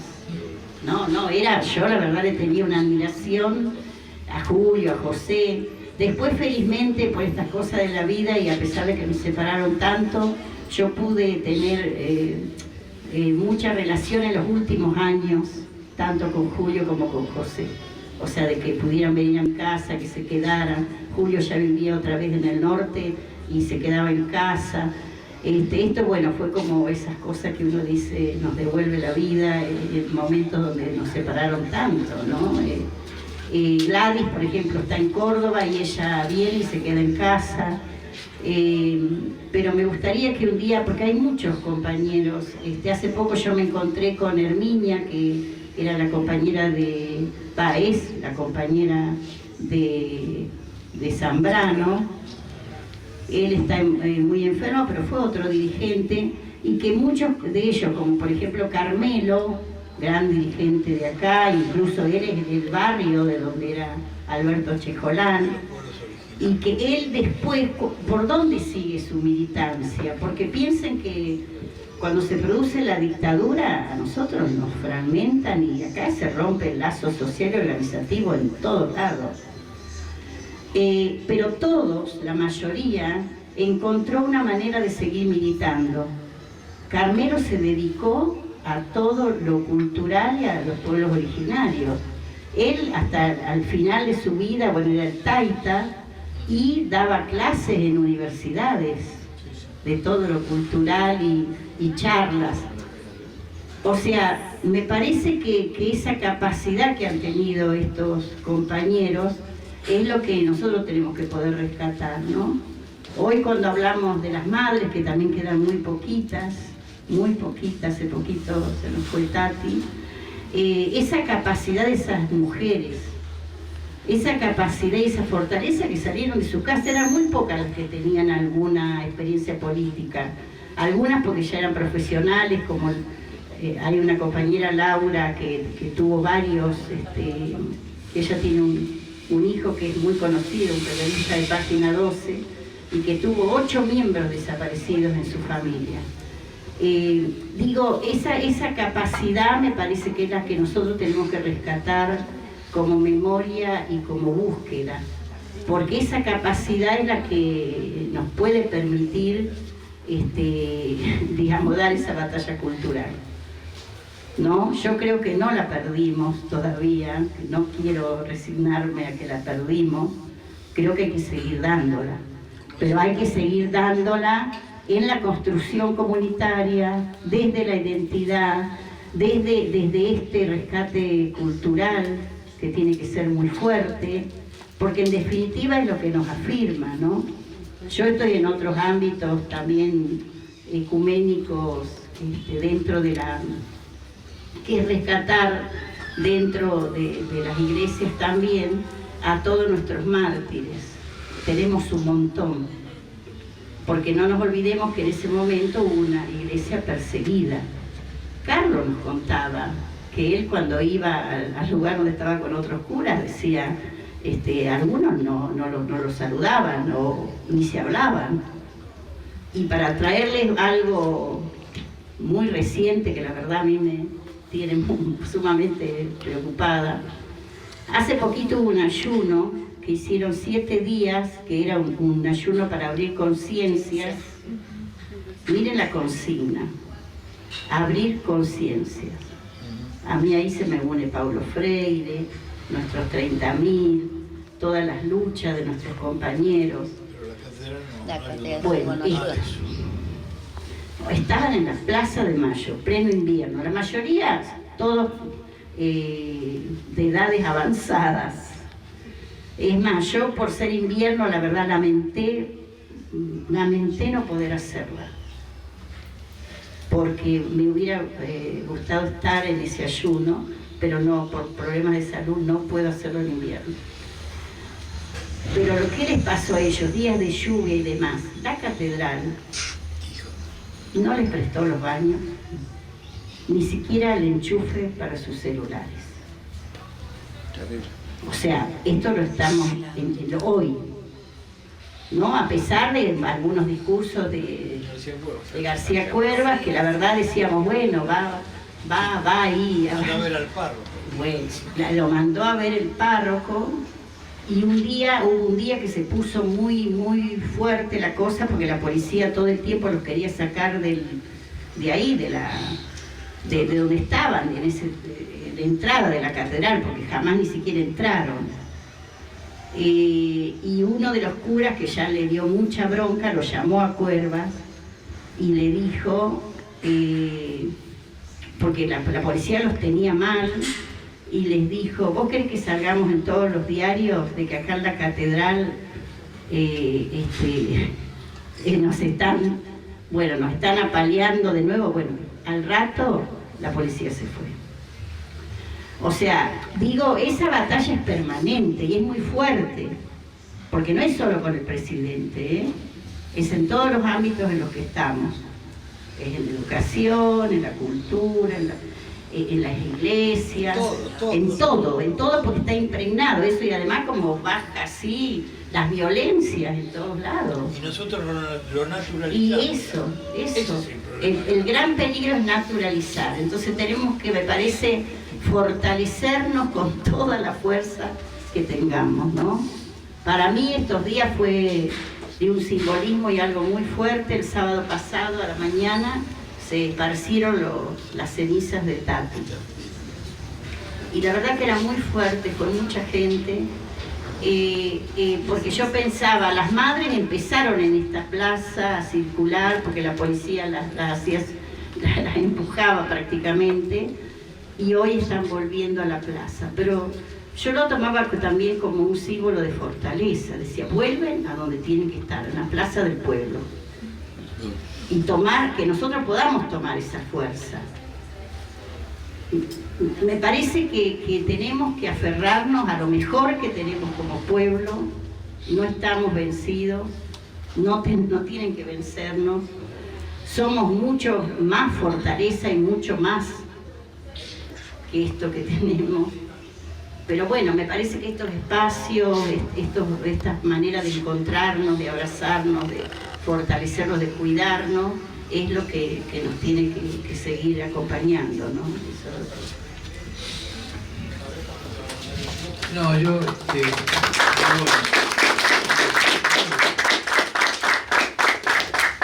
recién nombraron a Julio Lares. Yo estoy conectado con la hija de Julio Lares. Bueno, yo... cuando muere Carlos, quien lo sucede es Pichi Meseijeger. Un curazo, pero que les costó mucho entrar, porque la figura de Carlos se había dejado mucho, entonces no le daba mucha vuelta. Pichi Meseijeger junto con Julio Lares crearon la cooperativa Copacabana, que iban a tomar tierras y hacer viviendas en plena dictadura, en plena dictadura. Eso hay que animarse a eso. Y de eso nadie habla. Por eso, cuando reivindicamos personas, inclusive Carlos Mujica, todo, no olvidemos a Julio Lares. No olvidemos a toda esa gente que se jugó la vida, que casi deja la vida por darle techo a los que no tenían. Eso nada más, gracias. Bueno, compas, hace más de 1 hora y media que estamos acá en plena charla, en plena entrevista y queremos seguir. La idea es ahora quedan 2 preguntitas para hacer cortitas y después vamos a hacer un recreo y bueno, y ahí evaluar cómo quieren que sigamos, porque la verdad que estamos con todavía muchas preguntas y bueno, el taller lo podemos, la segunda parte del taller la podemos dejar para otro momento, así que después evaluamos eso, pero ahora una última tanda y un recreito corto para aprovechar a ir al baño y aprovechar a colaborar con el buffet, que tiene unas cosas riquísimas, así que ahí le paso a David para las preguntas. Sí, 2 preguntitas, una a Julián y después tengo otra de una vecina que me pidió que le haga a Ricardo. Volvemos. Hay que hablar por ahí, sí o sí. Como quiera. Como quieras. Lo importante es que haga la pregunta. El otro que está grabando. Yo más que una pregunta, pues una reflexión. No se escucha, no se escucha. Pregunta porque me faltan personas que no preguntaron y después hacemos el cierre con la reflexión. Lo dejamos para después. Pregunta de David y podemos hacer la tuya y ya hacemos recreo. Y vamos a compartir. Recreo, tilín, tilín, tilín. No tenemos recreo. Esta es para Ricardo, la pregunta, una vecina, si hubo algo que le quedó sin hacer y que le gustaría realizar a Mujica. Sí que podés. Bueno, desde el principio pienso que Carlos estaba convencido que no lo iban a matar, ¿no? Él decía no se van a animar y que yo porque soy cura. Bueno, la cuestión es que se animaron. Yo pienso que lo que quedó por hacer él es confirmar la fortaleza de lo que fue, en principio, la voz de aquellos que no tienen voz. Él quiso ser eso fundamentalmente, adhirió totalmente a los curas del tercer mundo, donde había curas que fueron realmente importantes.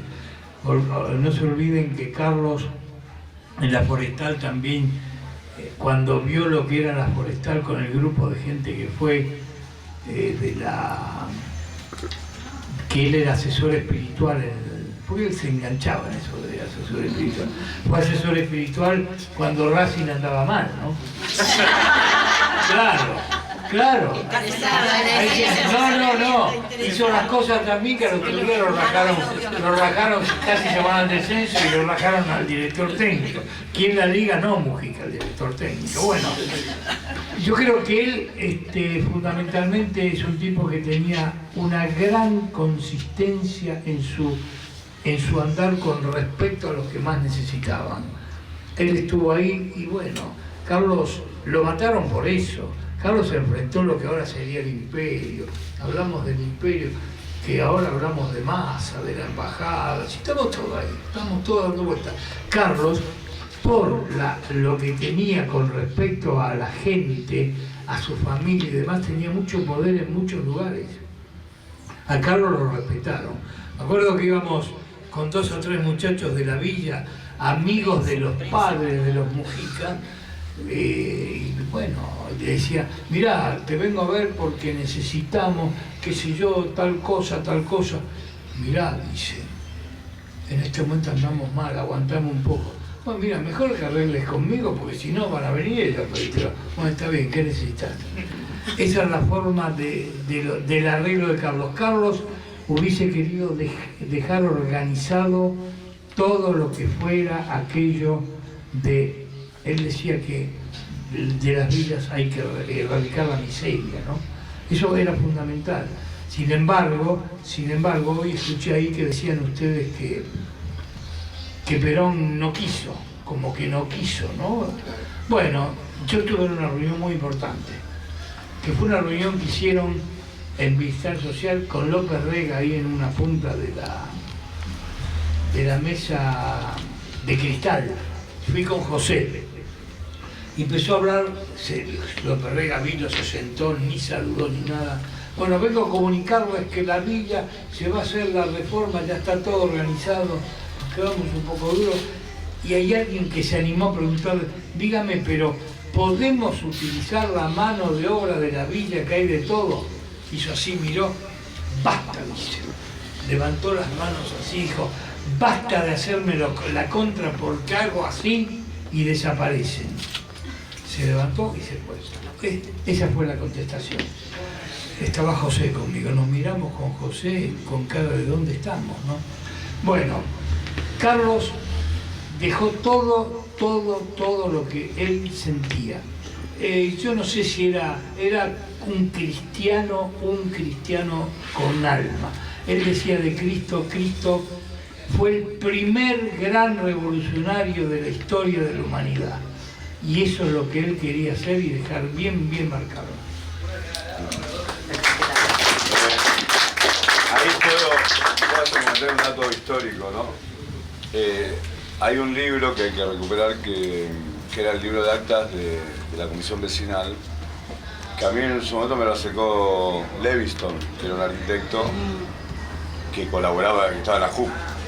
Y ahí hay un dato donde aclara cuál era la posición del Perón. Está escrito ahí, en el libro ese. Perón se oponía a que la villa se radique acá porque no tenía que ver con el negocio de la autopista ni con López Rega, sino porque él, en su concepción militar, la hipótesis de conflicto del ejército y de las Fuerzas Armadas era una guerra con Brasil. Y acá estaban todos los comandos, comando de la Marina, la Fuerza Aérea, Prefectura, Gendarmería, estaba los depósitos de YPF, de petróleo, estaba el tema del puerto, él decía, ahí no pudo haber un barrio. Entonces, esa era la postura personal que aparece en ese libro, ¿no? Yo lo devuelvo. Ese libro hay que rastrearlo porque también es importante aclararlo, ¿no? Si me pareciera que Perón tenía una postura... No, yo escuché acá decir que Perón, y yo viví lo de López Rega, que ojo, yo lo vi a Perón, estuve con Perón, yo no quiero comparar pero Perón ya no era lo mismo, estaba muy copado por... No, López Rega ya estaba ahí. Yo digo, él tenía una postura personal que en el libro explica que venía por ahí, por el tema militar. Sí, a nivel militar. Puede ser. Bueno, ahora se hacen bases, ¿no? Pero yo creo que era más López Rega quien le determinó. Puede ser. Sí, Y por el poder que tuvo y se vio después. Sí. Además, hay que distinguir que cuando hablamos de planes de erradicación, como nos quedó muy presente el gran plan de la dictadura, que fue violento, terrorista, que no realojó, que no tuvo en cuenta la situación de nadie. Pero siempre que se habla de erradicación, no todos los planes son iguales.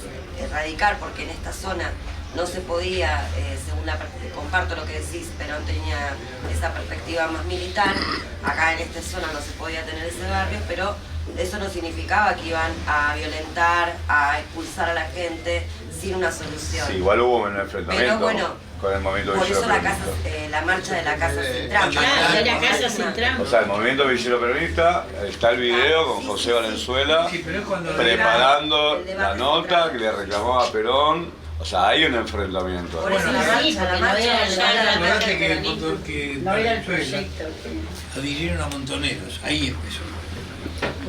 Cuando el Frente Villero Peronista con José Valenzuela como presidente, él y la villa de Bajo Belgrano adhieren a Montoneros. Todo esto hay que aclararlo, yo creo que nos merecemos un libro. Sí, no, puede ser. Donde se aclare todo esto, porque si no parece que es todo a río revuelto. Y también que se entienda, bueno, después lo quiero decir, yo milité con José Valenzuela en los 90. Acá los dirigentes, José decía, acá Mujica cuando vino al barrio no sabía nada. Él aprende todo de los dirigentes del barrio. Y los dirigentes del barrio están olvidados, no están reivindicados, no hay una calle, no hay nada de Valenzuela. Entonces, me parece que hay algo pendiente ahí de un laburo de la reivindicación y también de aclarar esto, porque también tiene que ver con el futuro. O sea, ese enfrentamiento que hubo hay que blanquearlo y hay que saldarlo. Porque ahí se coló López Rega. Y ahí López Rega hizo de la suya, y López Rega sabemos quién era la CIA. No era solo López Rega. era el imperialismo neto. Entonces digo, esta cosa también hay que... La Borrega fue la predictadura. No, sí. Era Sí, el la imperialismo cantidad puro. de Acá asesinatos que Galleta, hay en Galleta, no es 75. Galleta, no es Galleta que murió, Galleta el que vive allá, nos contaba, el marido de la Pocha. Acá vinieron tipos en inglés, que hablaban en inglés en los 70, en el 73, 74, a recolectar gente para que empiece a laburar para la AAA. O sea, López Rega... No, había. López Rega no era López Rega. Había algo mucho más fuerte. No, antes. había, y había en los barrios también, ¿eh? Nosotros tuvimos uno en San Digo, Luis. porque parece que a veces somos medio ingenuos, ¿no? Pensamos que López Rega porque era un brujo. López Rega era como este tipo. Este tipo es un payaso, pero atrás de este tipo está todo el imperio y está toda la oligarquía argentina. O sea, no son pelotudos. ¿En cuántos países de Latinoamérica tenían dictadura? Creo que el único que no tenía dictadura, el último fue Argentina, ¿no? Sí, ya El estaba Plan Chile, Cóndor, sí, está Uruguay, Chile, en el 73. claro, y quedaba nada más que Argentina. Y de la única forma que podían justificar el golpe militar a Perón era esto, el enfrentamiento guerrillero que decían de la AAA. La AAA creo que el primer atentado me parece que es Ortega Peña, ¿no? Ortega Peña después, Claro, empieza antes, en septiembre. Ahí aparece la AAA. En septiembre, creo que es el primero, aunque había un montón de firmas de la AAA, No, con Mujica, lo matan a Mujica y le tiraron el cadáver a Montonero. Claro. Así de simple. En un momento de mucha derechización y división. Claro, Digamos, no es cualquier momento. Yo me acuerdo, era pibe, mirá, cuando hablabas de... o sea que un montón de veces venían los compañeros, ponían el pecho y traían camiones de carne, traían camiones de leche y lo repartían. Y eran pibes, militantes. Y después ves en la tele que una bomba en una escuela y firmaban Montonero. Ahora, yo tenía 12 años y digo, che, tan burdo no va a ser esto, mirá que vas a hacer una cosa así, te estás jugando la vida para traernos un par de zapatillas a los pibes del barrio y después te ponen una bomba en una escuela y te firman Montonero. Cuando vino a traer acá, lo criticaron a Carlos, porque Carlos aceptó de leer, los alimentos, que está la foto con la leche. Con la leche nido famosa y la lo criticaron, estuvo perfecto. Sí, lo que sí se hizo esa vez, cuando se... Y que la repartieron de la Juventud Peronista. Claro, que sí se quedó, pero sí se acordó que lo iban a repartir la Juventud. La Juventud Peronista lo repartió, claro. No lo iban a repartir ellos, porque ellos lo querían repartir. Hacemos 10 minutos de descanso y aprovechamos ahí que está para... Pero bueno, para ya darle cierre a este encuentro del segundo módulo, le vamos a pedir a nuestros invitadísimos especiales que nos den unas palabras de cierre breves, así les cuento unas cosas de cómo seguimos, materiales de lectura que les voy a compartir, que nos llevamos a trabajar hoy, y bueno, cómo seguimos el sábado que viene, que después ya se vienen las vacaciones. Así que bueno, les paso acá nuestros enormemente agradecidos estamos de contar con la presencia de Ricardo, de José y de Fátima, que bueno, a José y a Fátima ya los tenemos, me parece que, no sé, vamos a seguir invitándolos a este trío, ¿eh? 3 veces. Ellos ya vinieron 2 veces, Ricardo, vos preparate, porque te vamos a seguir invitando, la verdad. Y agradecerles mucho la amabilidad de tomarse el tiempo y la generosidad de hacer de contarnos todas sus memorias y también de dejarnos enseñanzas para pensar nuestro tiempo presente, ¿no? Que la historia siempre sirva de maestra para entender mejor nuestro presente y para actuar mejor hacia el futuro que queremos. Así que enormemente agradecido este taller con ustedes. Y les paso para que nos den unas palabras de cierre. Primero las damas. Bueno, está bien. Soy el menor. Bueno, estoy agradecido por la invitación siempre, las veces que me invitan, la verdad que les agradezco.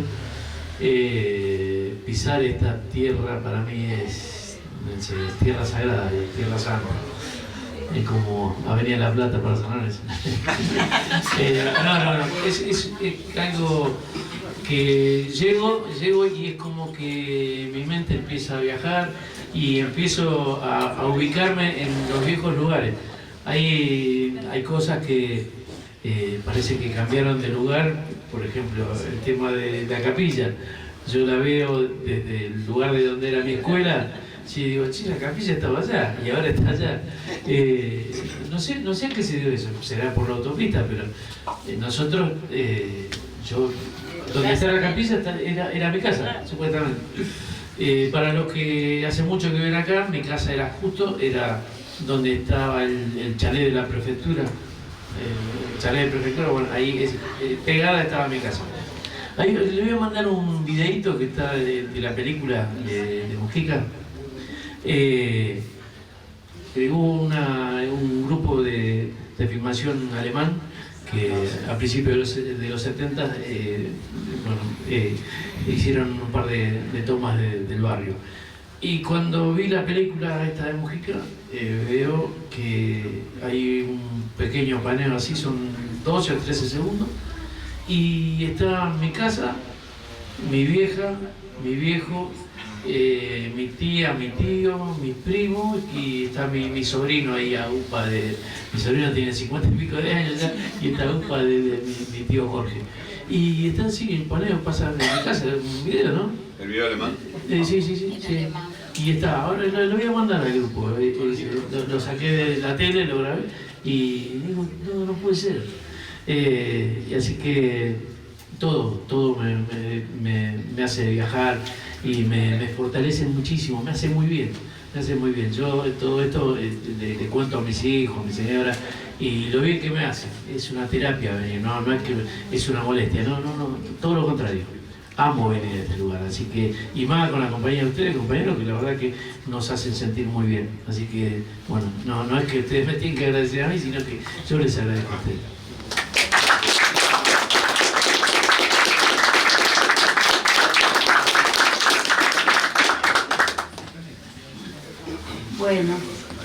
Bueno, lo mismo, agradecerles y también es cierto que cada vez que venimos acá es como que nos toca algo muy fuerte en el corazón, porque fue parte de nuestra historia.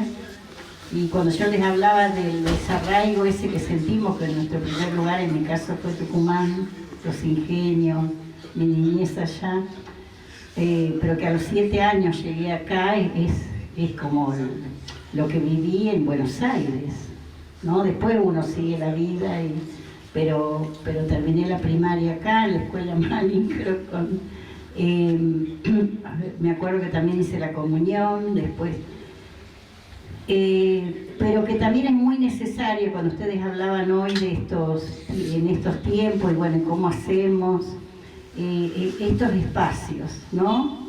Y que tienen que existir más espacios como este, de reflexión, de ver desde la historia, la memoria y cómo reconstruimos, ¿no?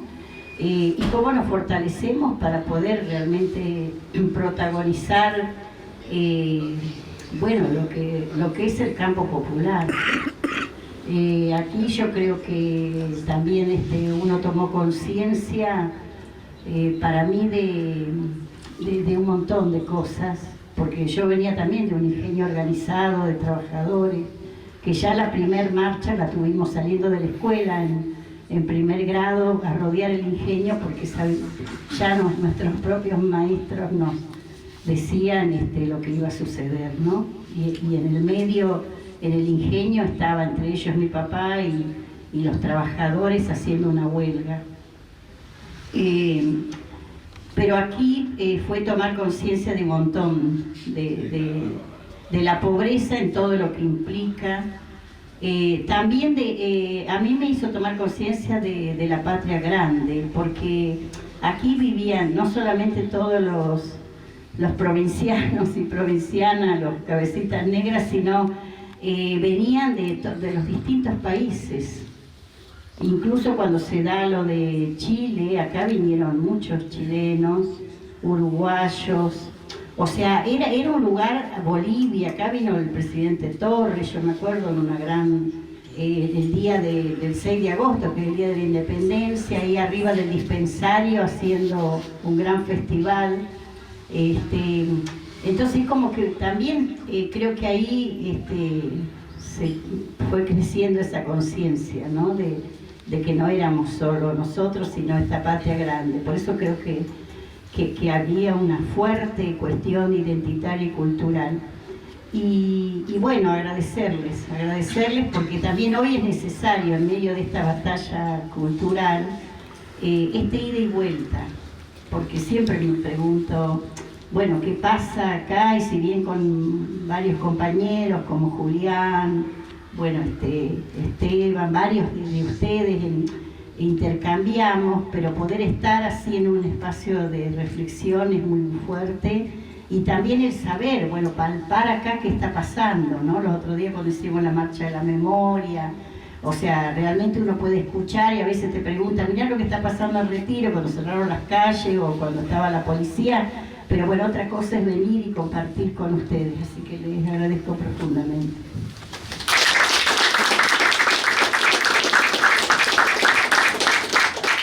Y después de todo lo que dijeron, me queda gracias. Gracias realmente porque para mí me honra. Si el que Tejedi está mirando, ¿qué haces ahí? Me diría. Y estoy acá contando todas las cosas que hiciste, cambiar opiniones, decirle que vos esto, que vos aquello, que a veces decías que el día que se vive en que Dios no existe, los curas tenemos que ir todos a laburar, por ejemplo.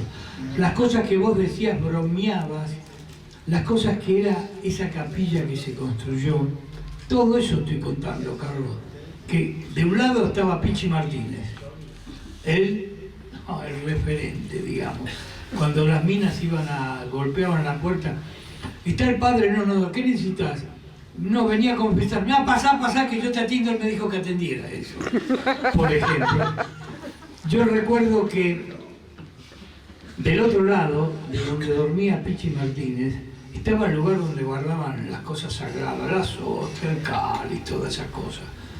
Y él decía, pero ojo con esto que es lo más importante, era una cajita con los botines, el pantaloncito y la remera para ir a jugar al fútbol atrás.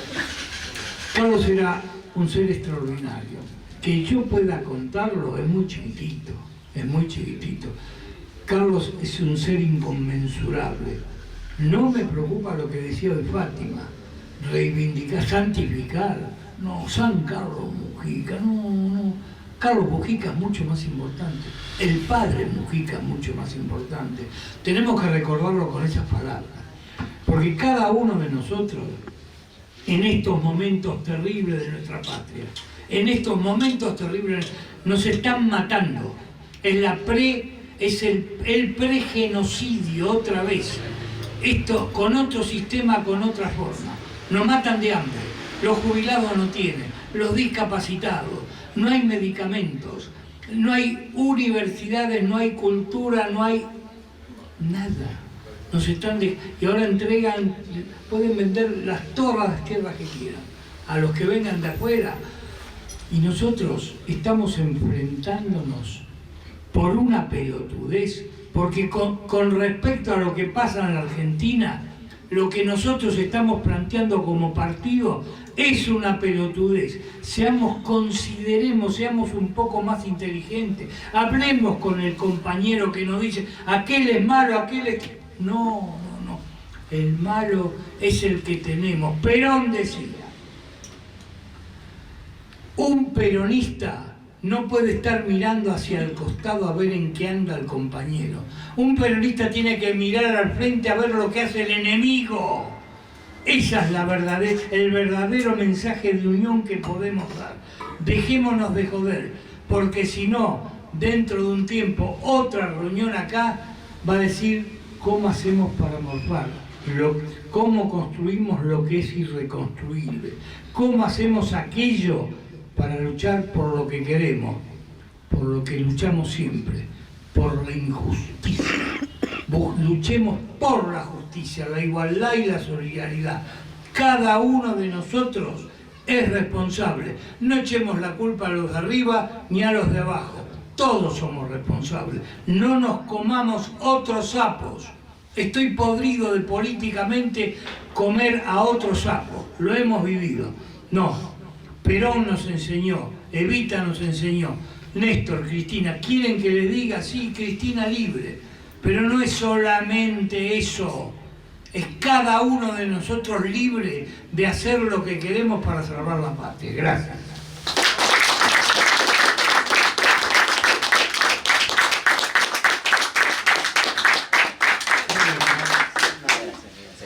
Bueno, compas, primero que nada, el sábado que viene vamos a continuar con nuestros talleres y va a ser el último antes del receso de invierno, así que atenti por el grupo.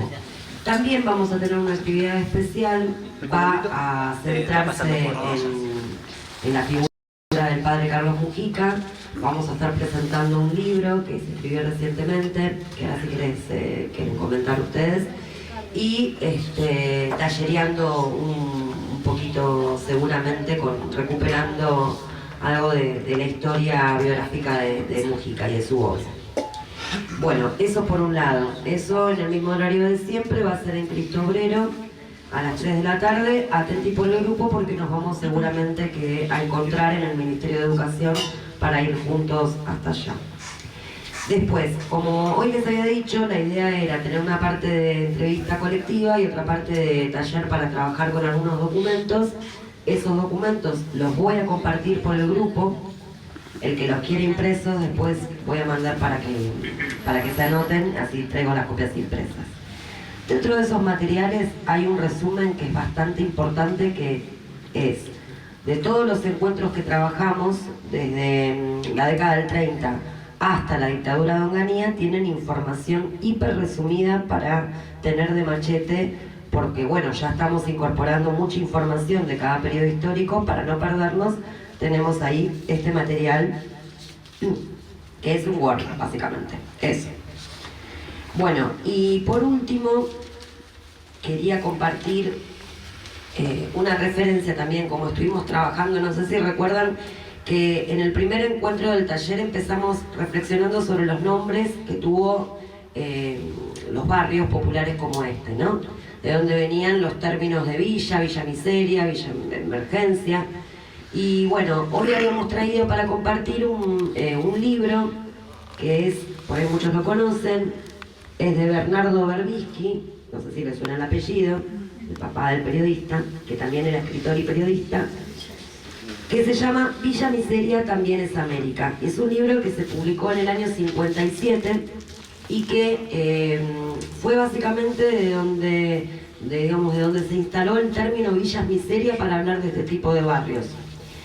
Y el periodista, así como vimos el texto de Roberto Art, que fue a Puerto Nuevo a entrevistar a los desocupados que estaban haciendo su campamento, don Bernardo venía a los barrios todos los fines de semana a charlar con la gente.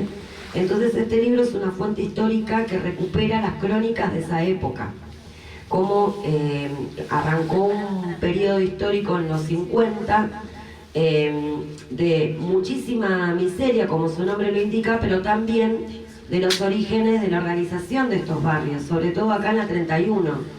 Hoy no pudimos hablar de la Federación de Villas y Barrios de Emergencia, que en los 50 empezó a organizarse con las comisiones vecinales, con las primeras organizaciones de los clubes de fútbol, que hablábamos con Mónica, con los clubes de madres, que eran los que hoy llamamos merenderos, ¿no? Y después vino la dictadura de Onganía, así que también les vamos a compartir ahí un poco del plan de erradicación, el primer gran plan, ¿no?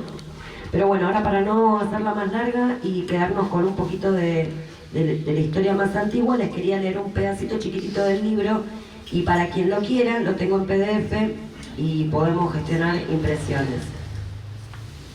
Bueno, dice así: el recuerdo terrible de Villa Basura, deliberadamente incendiada para expulsar con el fuego a su indefenso vecindario, era un temor siempre agazapado en el corazón de los pobladores de la Villa Miseria.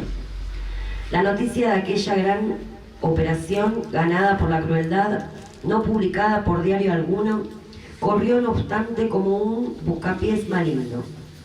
Y en todos los barrios de latas que formaban costras en la piel del Gran Buenos Aires, supieron desde entonces que en cualquier momento podían ser corridos de sus casuchas como ratas. Durante un tiempo velaron guardias nocturnas en Villa Miseria, para no ser sorprendidos. Nada ocurrió en muchos meses, pero una madrugada despertó el barrio en medio del amenazante y confuso rumor de voces de mando y ladridos de perro, entre gritos de intimidación y de alarma. Hombres y mujeres sobresaltados, mal despiertos y a medio vestir, sintieron angustia de ser ellos y sus familias el objeto mismo del ataque. Cada vivienda era un hogar, sería dispersado al viento entre llamas y humareda. Las linternas, las cabezotas de los perros, aparecieron en la entrada de los ranchos abiertos. Las puertas cerradas eran sacudidas a golpes y a patadas. Se alzó entonces un enorme clamor, proyectado de cada casa. Los mismos policías se estremecieron ante ese bramido de desesperación de todo un barrio.